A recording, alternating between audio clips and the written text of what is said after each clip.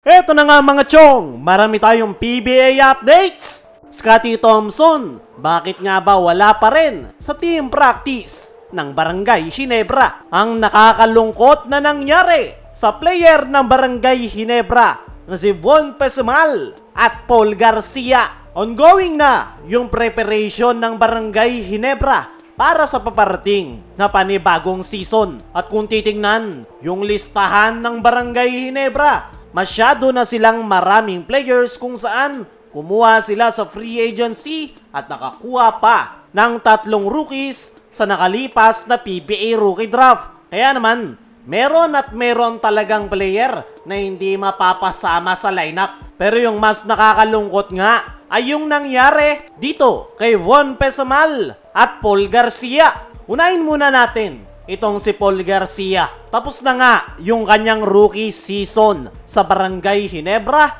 at isang conference lang itong na-i-activate sa Barangay Ginebra. The rest ay palagi siyang out sa final lineup. 1-year contract lang yung kanyang pinirmahan sa Barangay Ginebra at mukhang hindi na nga siya nakakuha pa ng extension dahil ayon sa mga nakalap nating balita ay kasalukuyan ng unrestricted free agent si Paul Garcia matapos mag-expire ng kanyang kontrata. Hindi na nga rin nakikita itong si Paul Garcia sa mga latest team practice ng Barangay Ginebra. At ayon sa mga source ay nag-undergo ng private workout itong si Paul Garcia para ikondisyon at mas i-improve pa ang kanyang laro. Hindi malinaw kung sasabay pa ito sa team practice ng Barangay Ginebra o magta-tryout na sa ibang kupunan.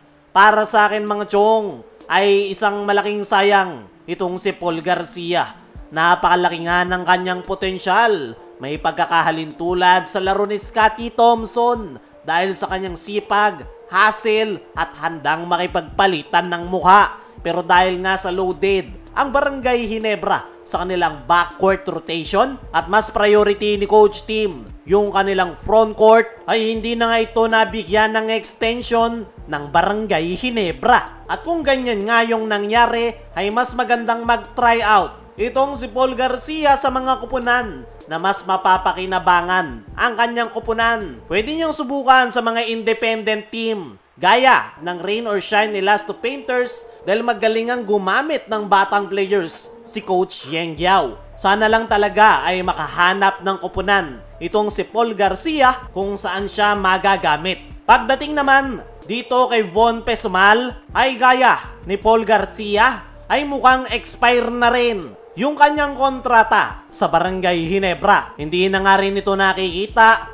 magmula nang magsimula ang team practice ng Barangay Ginebra. Kasalukuyan rin itong nasa private workout para hasain ang kanyang laro. Para sa akin mga chong, ay mukhang naubusan na ng pasensya ang Barangay Ginebra management dito kay Von Pesumal dahil matagal na nga rin ito sa kanilang kupunan. Pero hindi nga siya nakapagparamdam at hindi nakagawa ng impact sa Barangay Ginebra. Sirang-sira na talaga yung kumpiyansa nitong si Von Pesumal kaya hindi niya mailabas ang kanyang laro. Kaya naman, ngayong nag-expire ang kanyang kontrata ay hindi na siya binigyan pa ng extension ng management. Lalo pat mayroong mga bagong nadagdag sa kupunan ni Coach Tim na kailangan nilang ipasok. So ngayon ay nakakalungkot ang nangyari dito kay Von Pesumal at Paul Garcia. Pero ganyan talaga ang professional basketball.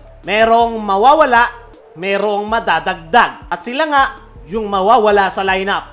Kaya mga chong, ano ang masasabi nyo sa sinapit nitong si Paul Garcia at Von Pesumal? I-comment mo lang dyan sa ibaba. Pasadaan naman natin ng mabilis lang, Scottie Thompson, bakit nga ba wala pa rin sa team practice ng Barangay Ginebra? Sa mga nakalipas na team practice ng Barangay Ginebra, ay napansin ng mga fans na absent si Scottie Thompson. Kaya naman, maraming chismis ang naglalabasan na kesyo lumipat na rin daw si Scottie sa Japan B-League. Pero ano nga ba talaga ang totoo? Ayon sa ating mga trusted source, ay nag-extend lang ng bakasyon si Scottie Thompson para makapag-bonding kasama ng kanyang pamilya. Yun nga lang yung dahilan kung bakit wala si Scottie nung mga nakaraang practice ng Barangay Ginebra.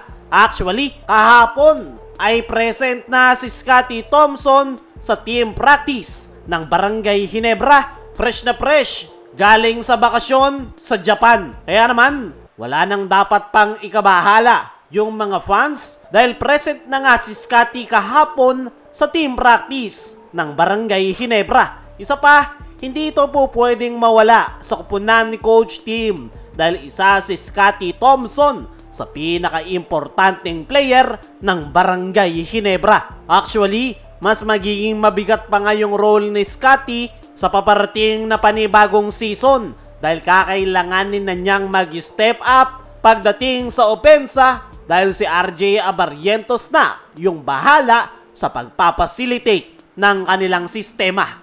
Kaya mga chong, ano ang masasabi nyo na nagpakita na sa wakas si Scottie Thompson sa team practice ng Barangay Ginebra? Ano rin yung masasabi nyo sa nakakalungkot na nangyari kay Von Pesumal at Paul Garcia ngayong kasalukuyan na silang free agent?